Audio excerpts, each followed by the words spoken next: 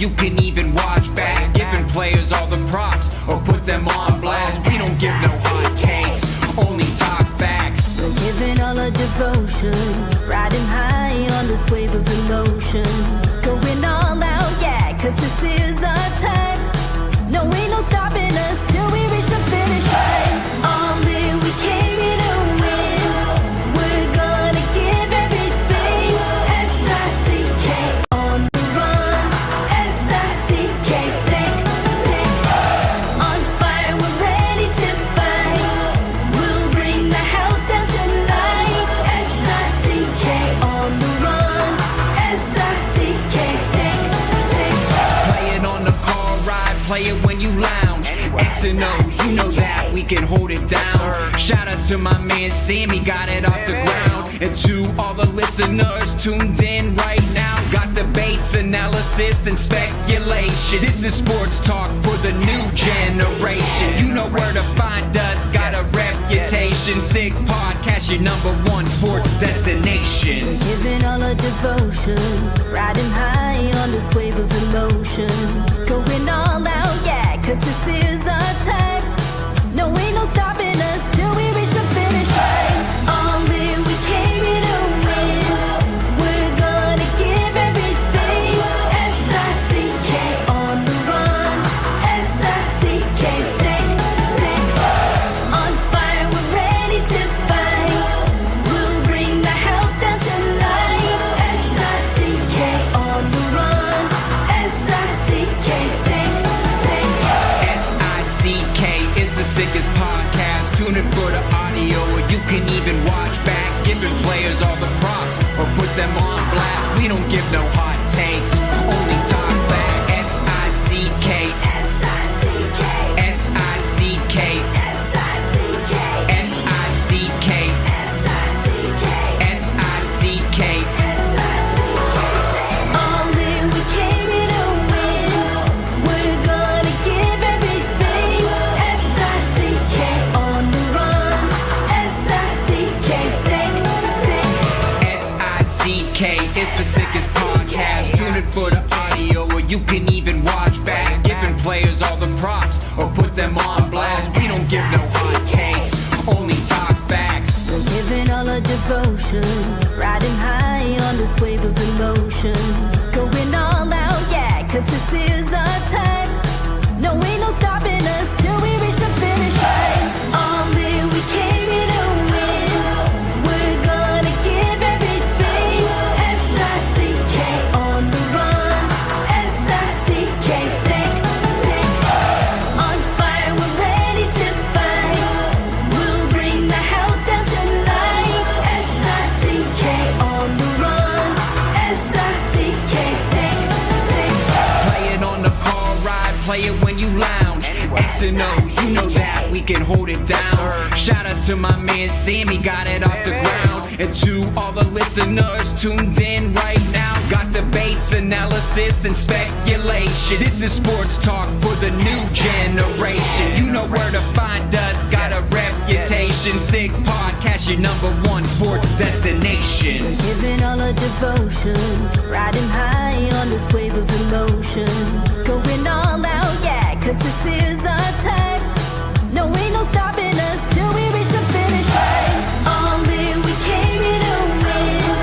We're gonna give everything.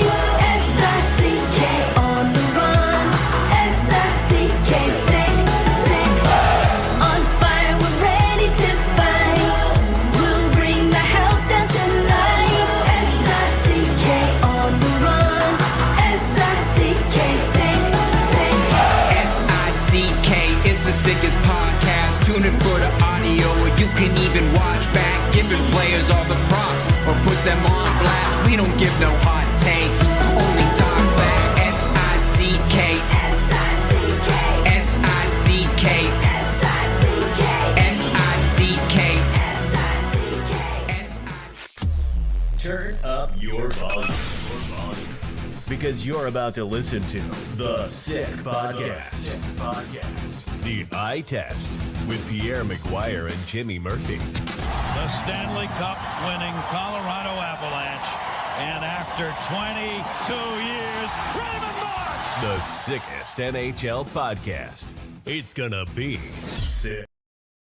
And welcome to another edition of the Eye Test here on the Sick Podcast Network. I am Jimmy Murphy. He is Pierre McGuire. Pierre, a very eventful weekend in the NHL. Lots to talk about, lots of games to look back on.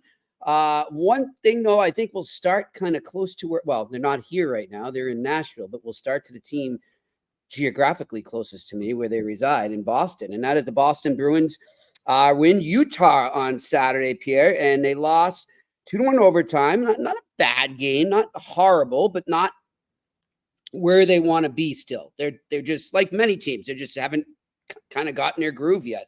And they're still looking to really start to activate that process that all these teams speak of. But of course, the biggest story to come out of that game, Pierre, was the camera catching head coach Jim Montgomery on the bench, really reeling into Captain Brad Marchand, yelling at him, walking away, and then going back another time to give it to him. Just your thoughts on that scene right there. And we know the media is already and fans are already kind of blowing it up, but you know, Pierre, you've been on the bench as an assistant coach, as a head coach many times. I'm sure you've seen incidents like this. How do you handle it as a team going forward? If anybody's got a problem with that, then they shouldn't be in the league. Yeah, that's this right. This league is not about milk and cookies. This is a tough guys league. Yep. You know, I had such a delightful afternoon, Jimmy. I interviewed the great female head coach of Brown University women's hockey team, Melanie Ruzzi. I hope everybody hears it. It'll play on the ECAC webpage. She's phenomenal. She wasn't a little bit good. She was really good. And one of the reasons why she's good, she has emotion. She has passion. She wants her team to play harder. She wants her team to be hard to play against. She doesn't hold back. It is go listen to that young lady speak. That's the kind of person you want to coach. And she speaks very much like Jim Montgomery speaks. And she's not coaching kids that are making money. He's coaching guys that are professional athletes. Like, I'm sorry. I understand that everybody wants it to be really neat and proper and polite. That's not how it works in a professional sporting environment. Sure, when it's going great, everything's awesome. Sometimes things don't always go great. And when they don't go great, you got to figure out a way to make them better. Yep. And not always, but sometimes you got to be firm. Mm-hmm. And I get it. People don't like that anymore. I totally get it. Unfortunately, that's never going to change in pro sports. Yep. Well, listen, here's what, we're going to go to a clip of Montgomery the next day. He said pretty much the same stuff, but he elaborated on the next day in Pratt's once they got to Nashville for their game against the Predators tomorrow. So let's listen to, this is Jim Montgomery yesterday, just talking about everything that's going on with his team right now. And it's an interesting thing he says, Pierre. Somebody asked him about, the start to the season. And, can you compare it to the starts you've had since you've been here? Really interesting stuff he had to say about that. So give it a listen and we'll break it down after. Light a few fires. Is that just a run-of-the-mill type of thing? No, it's not happy with, the puck pressure especially. Like, everybody's got to be committed to checking. And right now I'm not seeing it. And, my job is to emphasize those areas when they're not being attained. Did you see progress through practice? Very much so, especially in our neutral zone forecheck. In the forecheck portion of it, it was inconsistent. Money with every team at the beginning of the season, you go through a sorting out period. You've got some new bodies here. Is what you're going through now a little bit different than what you've gone through in the past at all? Oh, the last couple of years we've gotten off to great starts, and we played fast. I don't like the pace we're currently playing with. Being 3-2-1, start of the year, you look around the league, and there's a lot of that's fine. The record I'm not worried about. Results I'm not worried about right now. It's the process, and the process is not consistently to our desires right now. It seemed like some of your leaders were also getting vocal in practice today. Do you encourage that? Yeah, I mean, our leaders have always been really good, and I was very happy to hear them being vocal during practice. So that reference about the last couple seasons, look, he's been on record as saying all I had to do was pretty much sit there and like let these guys go because, you know, his first season, he had that amazing regular season run. He had David Krejci, Patrice Bergeron, Marchand, obviously, who's still here. But Pierre, as I said to you off the air today, and I wonder, you know, when you have Patrice Bergeron, this is no knock on Brad Marchand because there's only so many Patrice Bergerons, right? He's a very unique player, very unique person. He's a special breed, and there's only so many of them. And I wonder, you know, 2 years in now, is the coach and the players starting to really feel the after effects of Bergeron retiring because of what he meant as a conduit between the coach and the players. Obviously, now he's gone, and Brad Marchand has that C, and that's Brad Marchand's job. But maybe right now, they just haven't found that sweet spot between him and, you know, I'm talking about Marchand and Montgomery. Right now, maybe they just don't have that perfect chemistry yet to kind of get on the same page and then translate that via Marchand down to the players in the dressing room when he's not there. Am I reading too much? I'm calling BS on that. Okay. Because how come none of you guys brought that up last year when the team got off to a fantastic start? Who was the captain of the team? I brought it up. Who was the captain of the team? Brad Marchand. Okay. So all of a sudden now he's not as good a leader. He's 1 year into it. I thought as the year went on, we saw chinks in the armor.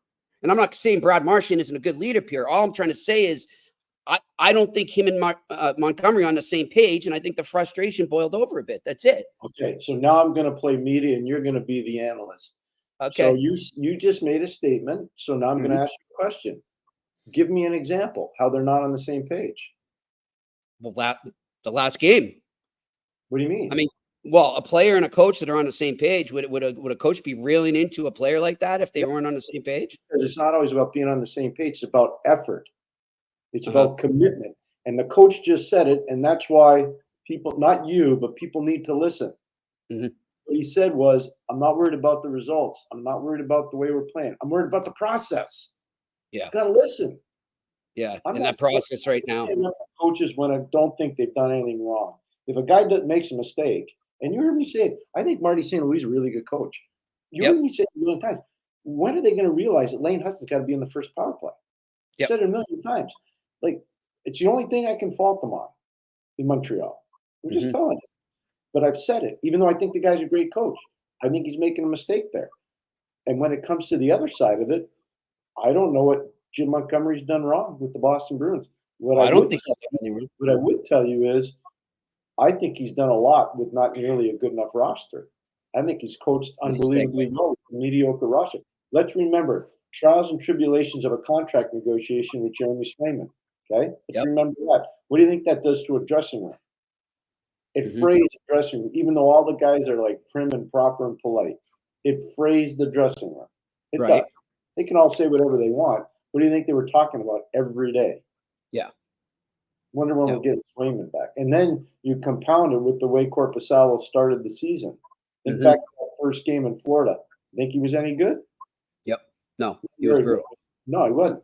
So, and then the players come home, and what happens to them when they come home? They get beat over the head by the media because they got wiped out by a Florida Panther team that everybody in Boston hates. Okay. Then they lose to Florida again. Like, Jimmy, if I'm not a fan. I actually do this, and I break it down, and I study, and I try to be fair to every side. And the one thing I can tell you is that there are players all the time that have disagreements with their coach. And there are coaches that have disagreements with their players. It's almost every day. Yep. Try sitting. Here's what I would say to anybody. Do a 10-game breakdown of a player. You get to do it every 10 games. You have to have video, you have to have statistics, and you have to bring them in. And when you tell them, well, your last 10-game segment, if 10 is the best and 1 is the worst, you were a 3. How do you think that guy's going to think you are as a coach? He's going to think you hate his guts. Yeah. So you got to work to get that trust back with the player. And I think part of the deal now for Jimmy anyways is that the team goes into a tough environment. Utah's tough place to play. It's gonna be a house of horrors for a lot of people in the Central Division. It is. You'll see. And they get a point out of there. Like, they got a point. They're on the road. Mm-hmm. I think there's a whole lot about nothing. I'm proud of the way Jimmy Montgomery handled the media. I think he did a really good job. So you mentioned the roster there, Pierre. And by the way, one thing I want to make clear, I'm not picking sides in this, but if I was to pick a side, I'm with you. I would be on the coach's side here. I have no issues with what he did. He did the same thing last year, and it worked. It was maybe a little later, probably more in November when it happened, but it worked. And we remember when they went through that, and we talked about it on here. But you bring up the roster there. And this is the interesting part to me of this whole, and now I'm looking more big picture. Forget about the interaction between Montgomery and Marchand. I'm looking right now, big picture. So he doesn't have a contract right now. Supposedly, they say they're in contract negotiations for an extension for Montgomery to stay in Boston. Currently, he has no contract past this season. He gets a roster, which is improved. We will see them that for sure. They went out and they made some solid signings. However, you and I on here were cautious when we were talking about those signings. A lot of people were saying it was going to put them over the edge and it made them an instant cup contender. And when we break it down and you start to look at the players that they added, the two big names, let's just stay with Zadorov and Lindholm, Elias Lindholm, that is, that, you know, on a real Stanley Cup contender, Lindholm, and this is not to take away, he's had a great start to the season. Lindholm has played very well. But on a real Stanley Cup contender, he is a 2C. On a real Stanley Cup contender, I think Zadorov is better suited in the third period. Can you move him up in the playoffs when his rough style and maybe not so great judgment at times can kind of slide under the radar because a lot of things are let go in terms of what the refs call? Maybe. I don't know. But all I'm saying is that's where they are on a real Stanley Cup contending roster right now. And that's not Jim Montgomery's fault. So he's dealing with the cards that he's dealt, and he's doing it without a contract past this year. And that's something I think that we need to continue to watch more so than some, you know, emotional outburst or whatever. It happens. It's always going to happen. And hey, you know, I talked to Donnie Waddell, and we're going to bring him up in a second here, Pierre. But I talked to him for a story I'm doing for RG.org. And you know what he said he loves right off the get-go about Dean Everson is he doesn't BS you. You're not always going to like what he says. But you know what? This was a really interesting quote, and I'm sure you can relate to this. He says, I've dealt with a lot of coaches and a lot of managers that will say something about a player in a conference room, but when it comes down to it, they don't say it to the player's face. Mm-hmm. And Dean Everson is always going to do that. He's always going to say, whether they like it or not, but he's going to be fair. He's not going to say it in a mean-spirited way, but he's going to look you right in the eye, and he's going to say, look, you stunk last night, and this is what you got to do, X, Y, and Z to get better. And that's what we're seeing with Jim Montgomery, and I don't have an issue with that at all. Do you remember when Phil Bork was on our show? Mm-hmm. And he talked about how after we had won the cup, he had no idea what Scotty Bowman thought of him because Scotty was really hard on him. Yep. And then Phil get a call in the middle of the summer from Scotty. And said, Phil, I think the world of you as a player. You are an unbelievably important player for us. We'd love for you to stay in Pittsburgh, but I also understand you got a chance to be an unrestricted free agent, and there may be more money out there for you than there is in Pittsburgh. But before you leave, I just want you to know how important you are to the entire process here in Pittsburgh. And Phil said to me, to this day, he's never forgotten that phone call. And Phil eventually goes to the New York Rangers. I don't blame him at that time. It was for significant money, huge money in those days. And, you know, his career was never the same. Right. Never the same. But my point on that is coaches don't always tell players exactly what they want to hear. And there's a reason why. The more comfortable a player is, sometimes the less productive he is. Now, every player is different. Some guys need the velvet glove, and other guys need the staple gun. Yep. You know, every player is different, and that's part. Remember how he told you a million times, you better be an expert on your team. You better know more than anybody else. Mm-hmm. The guys that have figured that out, they get the most out of their teams. Yep. You know, and the guys that can't figure it out, well, they don't last long. Yep. Well, listen, Jim Montgomery, I don't think by any means the Bruins are way underachieving, or I don't even think underachieving is a word. I agree with you. Like, look, if they got a point on the road in a tough place to play, they're going to another tough place to play. If they get out of there with a point, then so be it. It's about the process. But there's some other teams, Pierre, and I think we can agree right now that came into this season with much loftier expectations after, you know, things they did in the offseason. and they're not there. They're not where they need to be right Start now. in Nashville, where the Boston Bruins are going. I was just going to say, let's go right there where the Boston Bruins are playing. They're going to be playing what you would hope would be a very desperate Nashville Predators team because, man, on paper, they should be way better than they are right now. So I did an exercise with Jimmy today, okay? And we're not going to talk about what the exercise was, but Jimmy learned a lot about how you quantify the value of your team. And it's all about numbers. And you can ask him. And I illustrated to him via numbers why certain teams are playing very well and other teams aren't playing very well. And Jimmy, I think you would agree that based on the theory that I presented to you, Nashville is where they deserve to be right now. Yes, I agree. And so the game isn't played on paper, but you look at that team right now, and there's a couple other ones. You could say Colorado falls in there, even though they're starting to feel it a little bit. We had some really good goaltending. Noonan this weekend or yesterday actually played relatively well against San Jose. That's another team we need to talk about. But I still think they're actively looking for a goalie. They may not say it publicly, but I can't see how they're going to allow this to fester much longer. So one of the other things, one of the things that came up with Waddell too, I just said to him straight out, I said, so what do you think? Like, what are you hearing? Do you think the trade market will pick up a little sooner than expected? And he said, well, I usually look, and he says exactly what you've said on here numerous times, Pierre. I look at the 15 to 20 game mark. That's where I look, and where you are at that point, you know now what you need, what might be wrong, and you can kind of evaluate and say, am I going to get this internally or externally? Of course, he's looking at his team saying, we're in retool, we're in rebuild. We want the young guys to get in here right now. But he said he wouldn't be the least bit surprised, and he wouldn't name the teams. I think we knew who he was talking about. He said, I wouldn't be the least bit surprised if those teams get active a little earlier than expected if they can't get out of this early season swoon, so to speak. Yeah, well, Colorado will be one. Edmonton, I'll say it for him. He doesn't have to say it. I'll say it for him. Edmonton will be another one. I think if Nashville, anything less than a win tomorrow and they're 0-6, I think there's going to be a big problem there.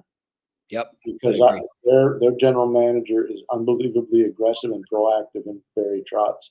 And he thought that he addressed in this offseason by adding Marchand and by adding Stamkos, he thought he addressed the secondary scoring that's necessary for Nashville to take the next step. Part of the problem there is the defense is a problem. The overall defense of the team is a problem. And I think they're realizing that they're maybe not deep enough there. And so I think that's something you're going to see there. Edmonton, we talked about. Colorado, we talked about. Nashville, we talked about. San Jose. One of the things I worry about, and nobody expected them to be in a playoff situation. No. What I'm concerned about is Macklin got hurt early, obviously, only played one game. But I'm worried, what's Will Smith going to do? He's supposed to be a major part of the rebuild. I talked about this last week. There was one game he played a little over 10 minutes. Yesterday, I think he played a little over 12 minutes. He's got 0 points in the season so far. How much longer do you allow him to be in this environment? Right. Where you're losing every day? Because you know what? They could lose, let's just say they lose 5 more games. Let's just say they do, Jimmy. And they're 0-9-2. Okay, that's what their record would be if they lose 5 more. Do you think it's going to be fun around there? No. Even if they weren't expected to make the playoffs. So they got some. It's early, but Mike Greer's going to have some decisions to make. Do I keep the kid up here? Do I send him? See, I was talking to hockey executives this morning. I met them for breakfast here in Boston, and we were talking about the youth coming into the league and how many great young players there are. I saw a ton of them this week at DU at Denver University when Northeastern was there. Tons of great players on DU, tons of great players at Northeastern.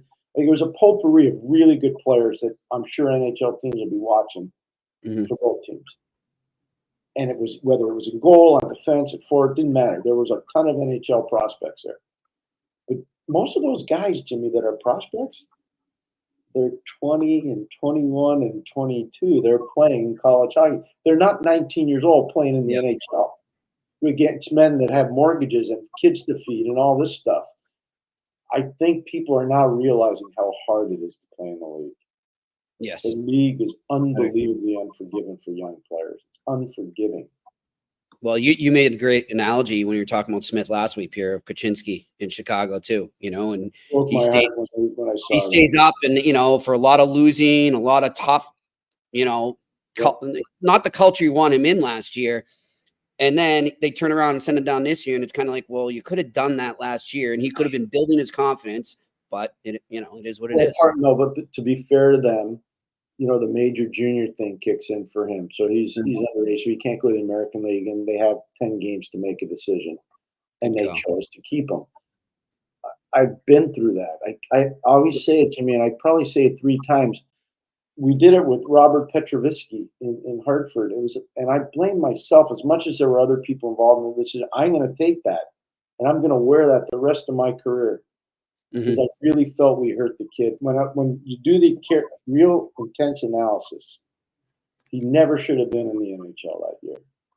And for a guy that was unbelievable, you know how Stützle plays? You know how Tim Stützle plays in Ottawa now? Yeah. That's how Petrovisky played. He was the same player. Yeah, I'm with you on that. Exact same player. And by the way, you bring up the junior rule there and the 19-year-olds not being able to play in the AHL there.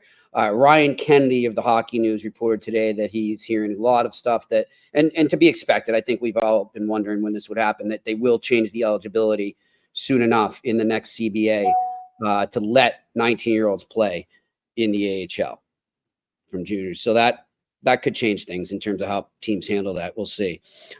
Pierre, another team that's struggling. And, man, you don't see this often.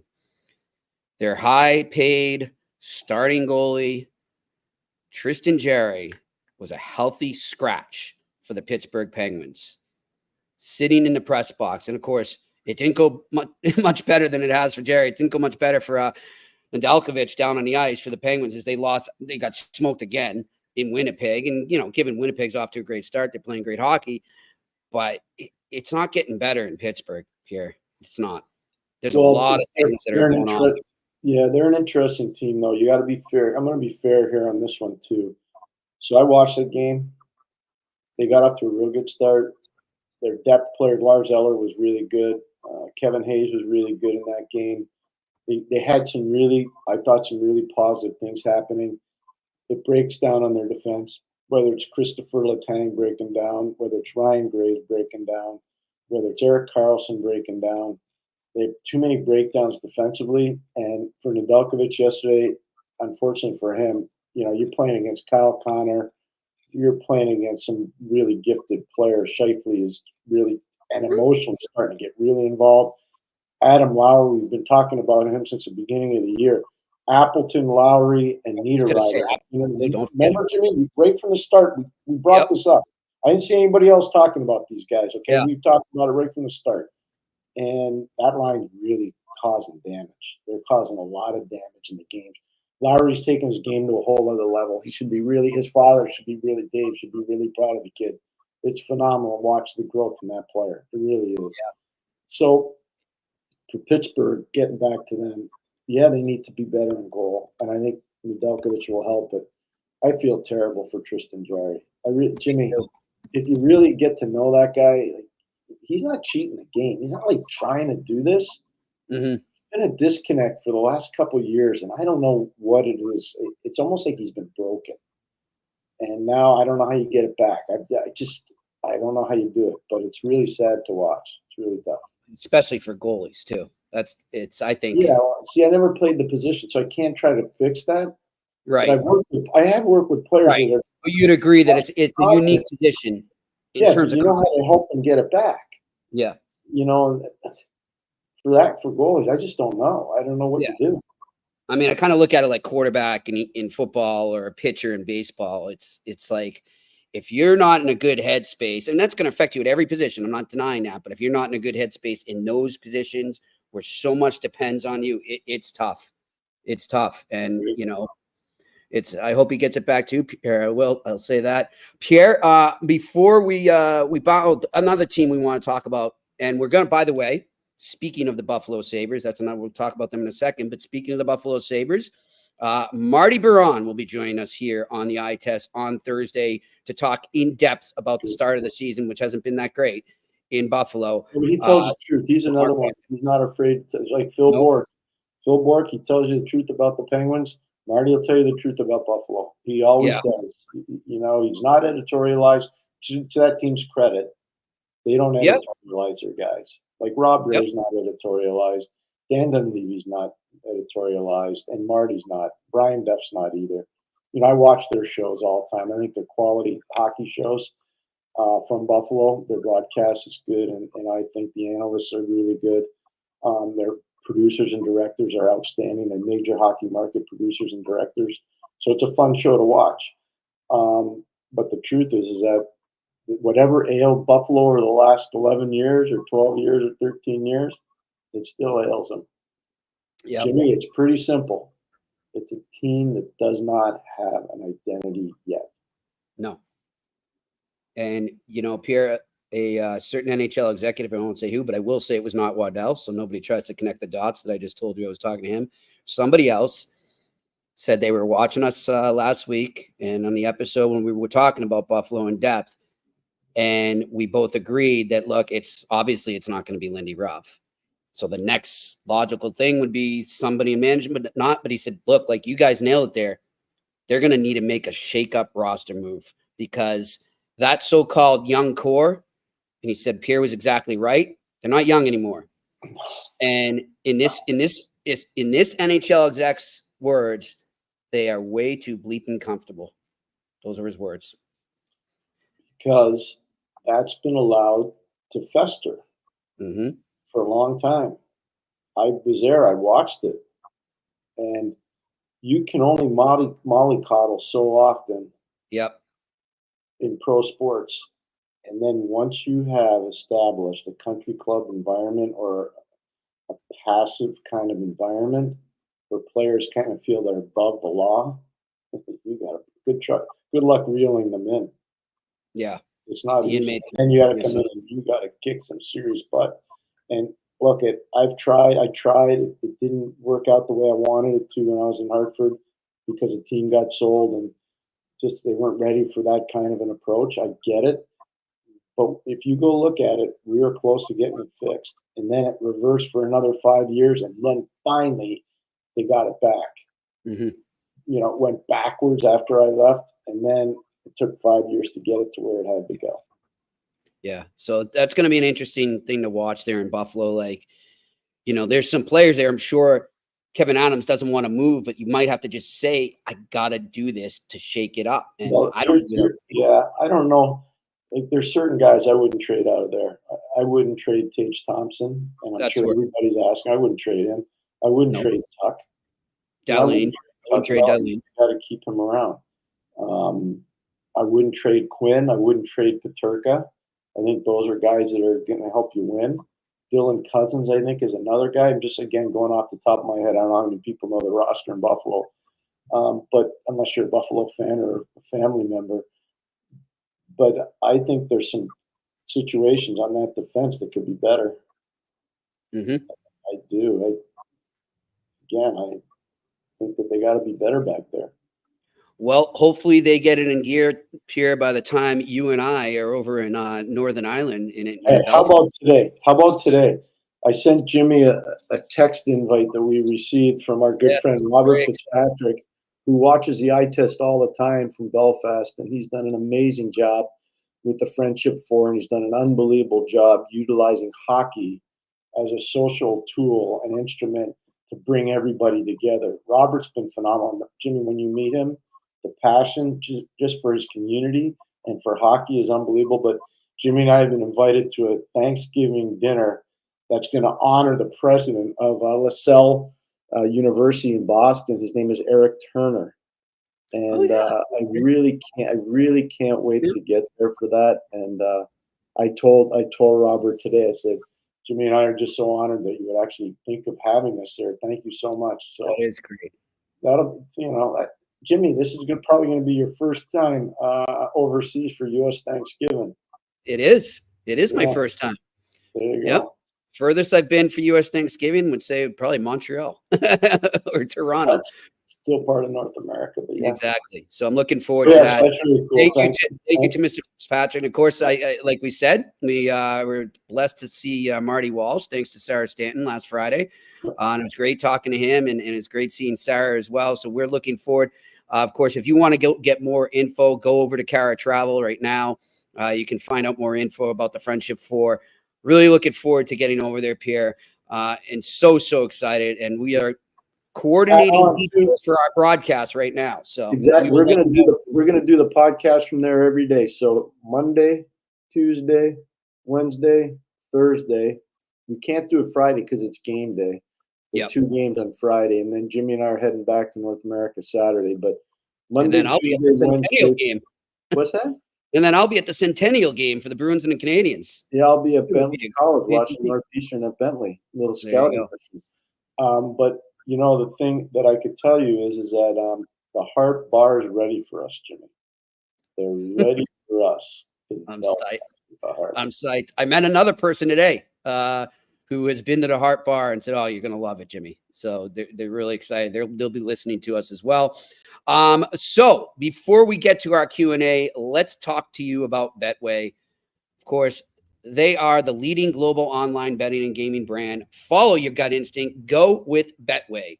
Go to betway.com or scan that QR code right in front of you here if you're watching to join the action. You must be 18 plus and you must play responsibly.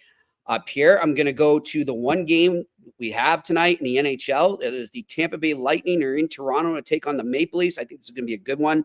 I think it's going to be a lot less scoring than some are predicting, as I've been researching all day. The over-under is 6.5 goals. That is the total. So my Betway sick pick of the night is the under 6.5 in the Lightning Maple Leafs. Go over to Betway right now and take that or do whatever you want. There's tons of props you can do for this game as well. All right, let's get over to the Q&A. I just got a question for you, Mr. Prognosticator. Yes. Are you aware that Max Pacioretty is going into the lineup for the Toronto Maple Leafs tonight? I saw that. Good point for you to bring up for Ryan Reeves. So he will be in the lineup there against the Tampa Bay Lightning. I think they need a little more offense, I guess. He'll be on the second power play and he'll be there for a little more depth offense, which is something they really need to have. You know, I do a podcast every week for Bet Rivers, you know, with people that I really respect up in Toronto. And, you know, the biggest thing with the Leafs is that they got a really good team, and I think they got a really good coaching staff. And they're starting to play better defense. They deserved a better fate against the Rangers, by the way. They did. Shesterkin was really good in that. That was a playoff type game. It was. I just think if Toronto could get a little more supplemental offense, they could be a beast. Like almost, I'd say, an Eastern Conference finalist. Yeah. I'm telling you, I really mean it. I'm with you on that. The goaltending's a lot better than people thought. So Stolarz, that's our boy Stolarz in net. Yep. Pretty So good. keep an eye on it. All right. What do we got for questions? A to Z me. Habs second line is an absolute disaster. 4 points combined and a -20 as a unit after 6 games. MSL, Marty St. Louis hasn't changed anything up yet. Why do you guys think that is? No real depth to turn to or just being stubborn? Go ahead, Jimmy. I think the depth is an issue for sure. I think that's one of the things. I think they had to, you know, readjust on the fly when Patrick Laney went down in preseason. But I think you're getting those evaluation points right now, whether it's a 5-game mark, whether it's a 10-game mark, as Pierre and I have spoke about, where you'll start to see those adjustments and you'll start to see the changes fall into place. So I know it's hard to be patient, A to Z me, but just a little more patience there. I think you're going to see some changes soon if things don't shape up. Yeah, obviously Kirby Doc's a problem. Yeah. And that's not because he's not trying. It's just I don't think he's got a lot of confidence right now. And he's coming back from serious knee surgery. You know, he's missed an entire season because of it. That's number one. I don't know if Newhook's better on the wing or at center. And whether it's Armia, whether it's Gallagher on the right side, those guys are more depth players now than they are top 6 forwards. So your point's well taken, but I do think there'll be some adjustments, as Jimmy correctly said, after the 10 to 12 game mark in the season. I agree. All right, next question. Randy Workman, Jimmy and Pierre, how do you feel about players going to the media saying how unhappy they are? I don't like it when they do that. I think, as we were talking about to start the show off, I think that's stuff that needs to stay inside, but it needs to be inside. It needs to be said. It can't be getting to the player or the coach, vice versa, through another method other than face to face, in my opinion. And that's when I think here's my challenge to every player. If you're not happy, go see the coach. Tell him you're not happy before you go run in the media. Tell me. The one thing I would say, guys that say, well, I'm going to tell you this, Jimmy Murphy, but you can't put my name in there. You know, like, so Jimmy writes a story saying, well, there are 5 players in the Bruins that aren't really happy with the coach, but none of their names are in there. If I were a media person, I would never report that. I'd say, unless you give me your name, I'm not doing it. And it's become really almost epidemic because of all the different people now that are certified to be journalists. Mm-hmm. You know, and so they're always looking for click here. I'm glad you said that, because I've been in that situation, and I did say no. I'm not doing it. I know you did. So part of the why I want to tell everybody why I'm not interrupting you. You can pick up. Go ahead. But one of the reasons why I really wanted to work with Jimmy, I'm aware of some of the things that he had to do, and the honor that he showed by not doing them said a lot to me, and that's why I said, let's start this thing and see if we can build up the eye test. So I just want you to know that. I appreciate that. And, I remember one of the players saying, okay, well, why not? And I said, because that's not how I'm doing it. Like, that's between you and the coach.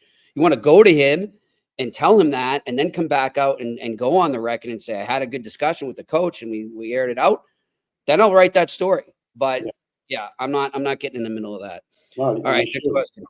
There you go. Chris L. Question. Checking face-off stats, I have noticed there are no young stars who are leaders in this area. Is Connor Bedard 38% and Trevor Zegras 39% now playing wing?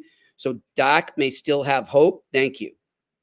What a great question, Chris. Great question. People don't understand how hard it is for players to win face-offs. And how important it is. And it's critically important.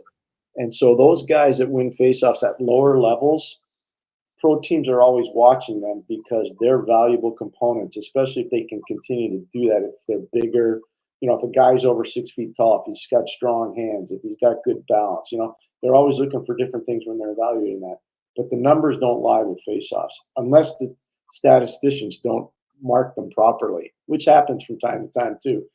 But what I would say, to be fair, Sidney Crosby, when he came in the league in 05-06, he was embarrassed by how bad his face-off play was, and he spent an entire summer working on it and breaking down tape. And all of a sudden, he went from being like one of the worst guys in the league to one of the best guys in the league. I've told this story so many times. I was so fortunate being a young coach in Pittsburgh and being surrounded by Mario and Ronnie Francis and Brian Trottier and Randy Gillen and Yuri Herdina and Ken Priestley, all natural centermen and all really good at taking face-offs.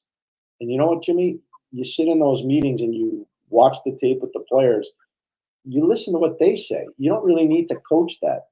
They all help one another, and then you just take that information in.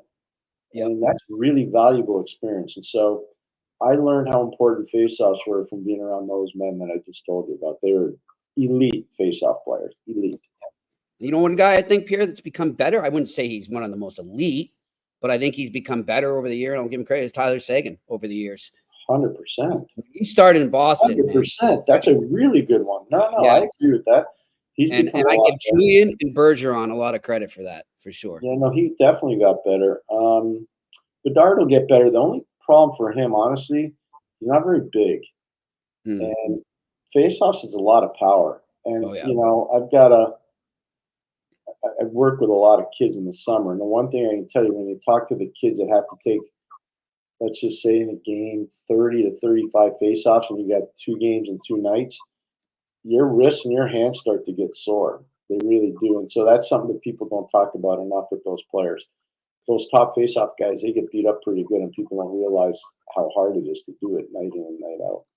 For sure. And we got a few more face-off questions there. What do we got? Evan McLaren, what made Ronnie Francis such an effective face-off man? Who were his mentors? That's a great question. He was always really good. One of the things Ronnie did probably as well or better than anybody, and it didn't translate to international hockey, because back in the day in international hockey, you couldn't take the other player's stick and use your feet to win a faceoff. Oh, So okay. Ronnie was really good, and in the NHL you still can. He was really good at taking a guy's stick and using his feet to turn and kick the puck back. He was probably as good or better than anybody. But what I think Ronnie learned so much probably in Hartford, working with different guys, older players, and then when he came to Pittsburgh, I'm just telling you, and Ronnie, I hope it says something about it. It was like institutional knowledge for the center, and with Brian there and with Mario there and Randy Gillen. I think I told you the story. In the 91 playoffs against Boston one year, he won 15 straight faceoffs. Pretty good. Like pretty good. So we had a lot of guys that took it as institutional knowledge that they would get better internally by just using people on the team as mentors. Seeing somebody on there, HDR DGS is saying Guy Carbonneau was something else. So yeah, he was. Well, that's one of the reasons why he's in the Hall of Fame. You know, yep. Brindamore was really good on faceoff. You want to go down that road. You know, there are a lot of guys that I could think of that were really good. Checker Nieuwendyk was really good on faceoffs. Mm-hmm. Broughton was really good on face. Bobby Smith was outstanding at face. I mean, there are a lot of guys I could say over the years. Adam Oates was really oh gosh. Oates was amazing. So, you know, all right. Hey, modern day, Barkov's really good. And Kopitar was really good. And don't forget Bergeron. That's why he made Olympic teams, because of his face-off play. Exactly. Especially the first one there that he was on. All right, next question. Evan McLaren, I wonder what a team does with a player like Marcus Pettersson, who is a candidate for the trading block, given where the team is, who so far is having possibly the worst season of his career. I've been watching. He's obviously in Pittsburgh now. Yeah. He's trying to do too much. Yep. I was just going to say the same thing. David Quinn runs the defense there now. Todd Reardon was there before he got let go because of the power play. David's there now. And remember how we talked about a feeling out process? Mm-hmm. So I'm sure David's feeling him out, and he's feeling David out. And so I would say at some point here within the next 5 or 6 games, you'll see a Marcus Pettersson that's a lot better. And if he's not, then I do think he'll be a candidate to be traded. You know, I hate to talk about players being traded, but the one thing that's pretty apparent, they're not afraid to take Pittsburgh Penguin players in Vancouver. They're not afraid to do that. Yeah, that is a good point. Look for those connections. Before we go to the next question from Shane, posting it up on the screen, I'm just looking on Twitter here, and Mike Howe is watching us on X, Twitter, whatever you want to call it. And he wants to know, Pierre, he said, how would you reconfigure the Bruins power play? It has been ineffective for them since last season. Special team success is a necessity for this team to really compete. It's a great question. Mm-hmm. So Bruins fans, Jimmy touched on it, and I thought it was a really good point before. No Krejci, no Bergeron, no bumper. Yeah. The Bruins created the bumper power play in the NHL, and they got that bumper power play from watching Guy Boucher's power play in the 2009 World Junior Championships in Ottawa, where Canada ran a 1-3-1, and they dominated. Subban played the bumper, actually, for Canada that year. Tavares was on that power play. Ryan Ellis was up high. I mean, they were just a lethal machine on the power play. They destroyed the opposition with their power play. It wasn't even close. And then a lot of NHL teams started to implement it. But, you know, Boston really perfected it. They were the kings. So it's a big adjustment. They can't run that bumper anymore because they don't have anybody. So what does everybody do now? They overplay on Pasternak, like a lot of people would do in Washington with Ovechkin. And here's the biggest issue. We talked about it. Jimmy, you brought it up. Without Nick Backstrom, Washington doesn't have the foil that they used to have. They don't, and without Kuznetsov, who do they have making those plays? They don't have 2 guys like that. Yeah, you know, they don't. So you still have the big bomb from Carlson, who's a righty up high, and you still have the big bomb from Ovechkin, who's a righty on the hash or the top of the circle. You don't have TJ Oshie, who's another righty. So I mean, you run a lot of stuff, and so their power play is not the same. It's just not. Same in Boston. And one thing too, Pierre, and he's up and down with it. And it's not for lack of trying. It's not that he doesn't want to seize that opportunity, but McAvoy has struggled to be the quarterback, I think, in my opinion. And you know how much I like him as a player and a person, but I do feel like sometimes he's forcing it there when he's out there. They never utilize their D to run that power play since Raymond Bourque left. I know. So And now they're all of a sudden they're asking them to. Now So they're asking. That's my point. yep. So again, it's a little different. It's When adjusting. Bergeron, Krejci were there, just hard to replace those guys. People don't It really realize is. how good those guys really were. I mean, I think they do, but I know. And people are going to say, well, it was 2 seasons ago. It's 2 seasons now since they've been gone. But when you guys got guys at that caliber, it takes time to adjust. right. I mean, I try to explain this The to people. generation. You don't when you have players like Larry Murphy that I had the privilege of being with, or Paul Coffey that I had the privilege of being with, or Mary Lemieux, or Joe Mullen, or Kevin Stevens, or Rick Tocchet, or Mark Recchi. Like, these are not just players that you get every day. Yeah. We just happen to have them all on one team. We were really lucky. Yep. But then you go to another team or another organization, like, I don't have those guys. Like, what do you mean I can't run that power play the same as I ran in Pittsburgh? Well, you can't. Well, you can't because you don't have the same players. Yep. And it takes time to get those guys. It's really hard. Well, I think what Jim Montgomery should do, here's my answer to that original question, is call our good friend Scotty Bowman up. He'll think something up for him. They talk a lot. Yeah, I know. That's why I said it. All right, next question. State of survival. Hey, guys, Matt Martin hasn't retired yet, but I'm wondering if anyone has matched his feat of making it to the NHL from Junior B. Who are the other players that have had such a great achievement? All it. I gotta say that's incorrect.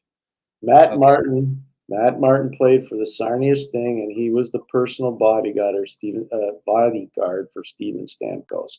So he didn't come straight from Junior B to the NHL. Yeah, he came from major junior hockey in the Ontario Hockey League. Now, if you were to ask Steven Stamkos about Matt Martin, he would tell you, "I love that guy as a teammate any day of the week." Mm-hmm. I'll tell you a good Matt Martin story. A friend of mine was a GM in the league at the time, and he called me up and he says, "I need a tough guy who can play." And I said, "Pick up the phone and call Toronto and ask Lou Lamoriello if you can get Matt Martin." And the guy called me back and he said, "Lou told me to buzz off." He didn't say that nicely. There you go. Matt's a very valuable guy. Now, he's fought, let's be fair, too. Matt's fought a lot of unbelievably fearless battles over the course of a lot of mileage there. And so there's a lot of miles there. He's still part of the Islanders, skating around and hanging out there. I don't know whether he gets a contract or not, but I can tell you one thing because I know the man very well. I know his father-in-law very well, Boomer Esiason. I'm not sure there are too many guys that had more honor than Matt Martin. I'll tell you that right now. Yeah. Like, he's a guy. He would be an awesome mentor. You know that kid Rempe in New York? Matt Martin would be an amazing. Oh, yeah. Yeah. Amazing. By the way, what'd you think of Rempe? I never asked you this. What'd you think of Rempe and Reeves' first bout? Pretty good. I thought it was a good bout. Very good. Very even. I wouldn't want to do that every night if I were either guy. Yeah. Oh, gosh. You'd feel a little sore if you had to do that 82 times a year. Oh, my God. All right, next question. Alex Ivanovsky, what's the biggest difference you're seeing in Winnipeg Jets early on from last year that's allowing them to score a little more? Yeah, I'll tell you exactly what it is, and this is not a shot at Rick Bowness, who was the coach of the Jets last year. These guys have been turned loose offensively. They're not playing passive resistance hockey. They're not playing defense, kitty bar the door. They're going after you. They are challenging you. Yeah. And we talked about that line with Mason Appleton. Look at how Appleton's thriving. Look at how Lowry's thriving. Look at Nino Niederreiter. I know he scored his first goal last night into an empty net, but he's making plays. I think Scotty Arniel, we talked about Arniel before, Jimmy. Arniel deserves a lot of credit. He saw, because he was an assistant there, what was right and what was wrong. And he's building on what was right, and he's eliminating what was wrong. So good for him. Really good. That's a great point by you, though, too, Pierre. And it's not just the top 6 guys, like you said, that are thinking offense. They've got the bottom 6 thinking that way, too. Just thinking offense. Yeah. All right, next question. Gabriel Lamb, do you think David Carl will coach in the NHL at some point? He can be coaching in the NHL right now. I watched him coach 2 games this weekend. Couldn't be more impressed by the structure, the commitment, the special teams, the pace of play. Very, very professional. Very professional. And this is a shout out to everybody at DU. what a first-class program, what a first-class organization, what a beautiful school, what an amazing arena, and how civilized going to a hockey game there really is. Thank you to everybody there. My weekend was phenomenal. I'm really grateful. We didn't get the results that we wanted as a team, Northeastern, but second night was a hell of a game. It was a great hockey game. Could have gone either way, and I can just tell you that the fans there are phenomenal. I'm really grateful that I had a chance to watch them raise the banner there for their national championship last year. And I would tell you that I'll be shocked if David Carl's not coaching in the NHL sooner rather than later. Yep, I'm with you on that. All right, next question. John Smith, any players in the twilight that you see as potential good coaches in the future? Oh, yeah, there's so many.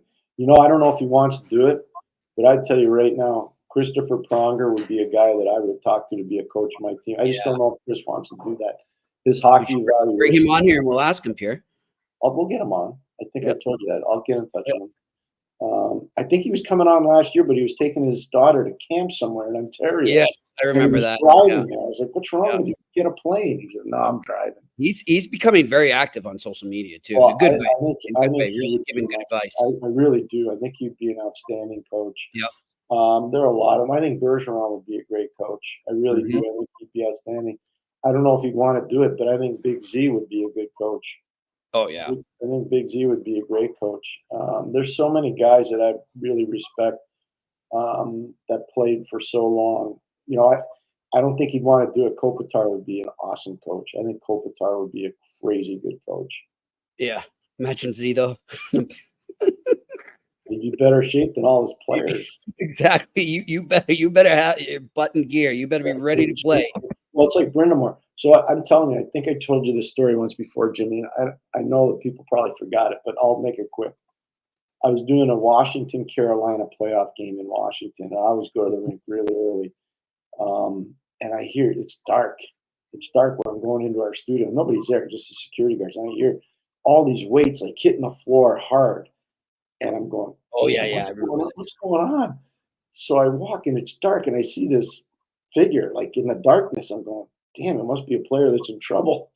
It was Brindamore doing squats in the morning and dropping the weights. And I was going, hey, coach, how you feeling? He goes, just getting the workout in. And I was like, oh, damn, he's in better shape than all his players. Yep, for sure. All right, next question.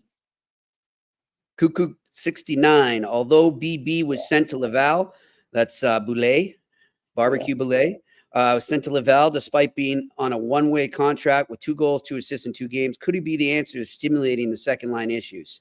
No, I don't think so. I don't think so. That's with all due respect to him. Yeah, I think the kid that belongs to get another chance in the NHL, though, in Montreal. But I don't think second line. He's had numerous chances, whether it be in Tampa or whether it be in Montreal, to show his offensive side at the NHL level. That's really important to quantify that. Yeah. And I just don't know. There's some guys that I had a guy that was a really good player for us in Hartford, and he went on to have a solid NHL career, Terry Yake. Terry was a good player. But a lot of his stuff never, like in the American League, he was a superstar. And in the NHL, he was good, but he was never the superstar scorer that he was in the AHL. And there's a fair number of guys like that. Again, I want to stress this. Terry had a really good career, and he played very well when I had the opportunity to coach him. But he was never as good in the NHL as getting points as he was in the AHL. All right, next question. HCR DGS. Afternoon, gents. Do you think Arber Xhekaj's difficulties come from his lack of confidence or the coach's adjustment? Thanks. Well, I think part of the problem for him is that he's trying to do too much. I was just going to say that. Everybody's saying, Jimmy, that he's the sheriff. He's going to run the group, and nobody's going to attack any of the guys. And that's great. I respect that a ton. But he's got to think about playing. And you heard me about 3 weeks ago where I said somebody has got to get a hold of him and tell him how to do his job. Because there's nobody on that coaching staff that ever had to do his job. There's nobody. Robida didn't have to do that. Latowski didn't have to do that. St. Louis never had to do that. They didn't do that job. That job's different. So I will say this, and he'll know that I'm not breaching of confidence. I texted Chris Nyland right after I said that on the air. And Chris got right back to me, and he said he's actually spoken with Already Arber done. a few times. So I think that's good that they have somebody internally who's an ambassador for the team, like Chris is, and a very respected person in the community that can help him. And I think it'll get better and better as they go along. All right. Next question. Randy Workman, Jimmy and Pierre, if 20-year-old gets sent back to juniors instead of the AHL, is that a concern? Yes. 100%. That's a great point. I hope they negotiate it where a 19-year-old can play in the American League.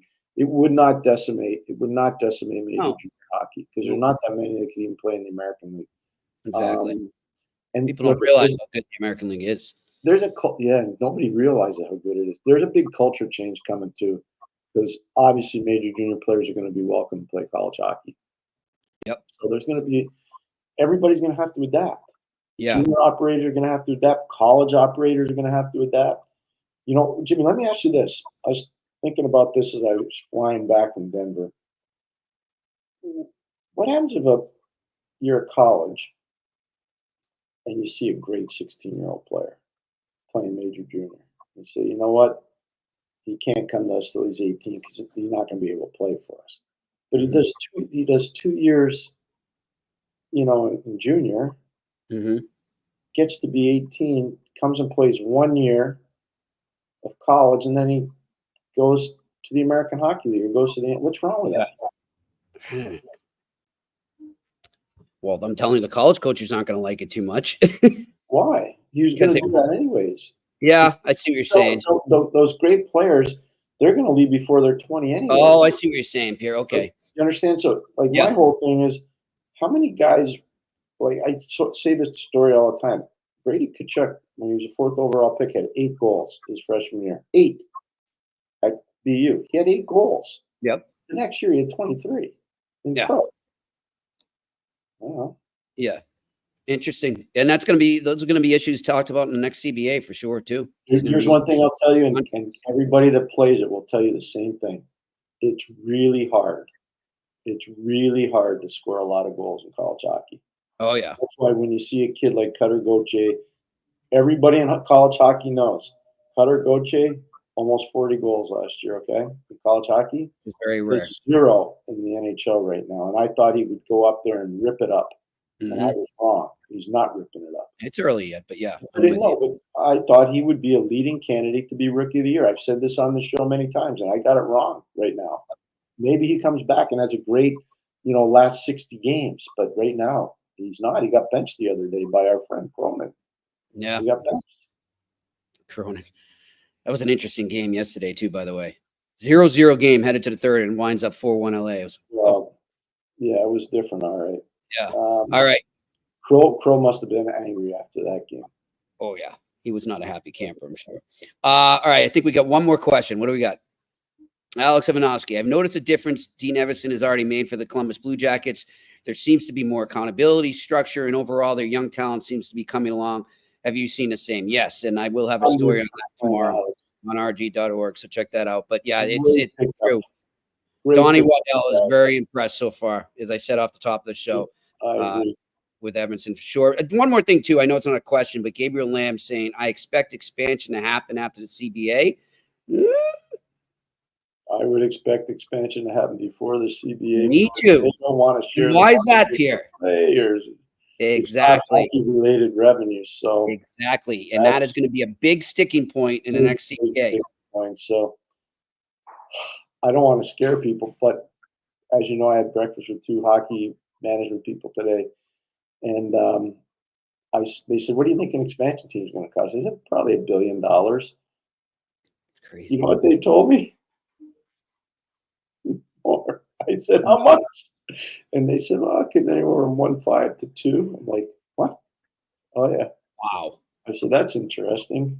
So do you think, and back to Gabriel Lamb, they're saying that's why we're saying it, Gabriel, like the owners aren't going to want to split that 50-50 if they can make it happen before the next CBA, because trust me, one of the biggest things will be for the players to get a portion of that in the next CBA. You watch. I think that'll be one of the top things. All right. Well, we want to thank Shane working the boards back in Montreal at the SICK studios, and obviously to you, our viewers and listeners, we appreciate it. We always appreciate your wonderful and insightful questions. And Pierre, again, I am so psyched about that news for Belfast. Really. Yeah, thank you, Robert Fitzpatrick. We're so excited. And everybody in Belfast, we can't wait to get there. I'll be babysitting Jimmy the first couple nights just because he's not used to the time zone change, but that'll be fun. We will break it in quick. Don't worry. All right. We will be here back tomorrow on the Eye Test on the Sick Podcast Network. And that's a wrap. Hope you don't miss us too much until next time. Follow the Eye Test with Pierre McGuire and Jimmy Murphy on YouTube, Facebook, Google Play, and Apple Podcasts.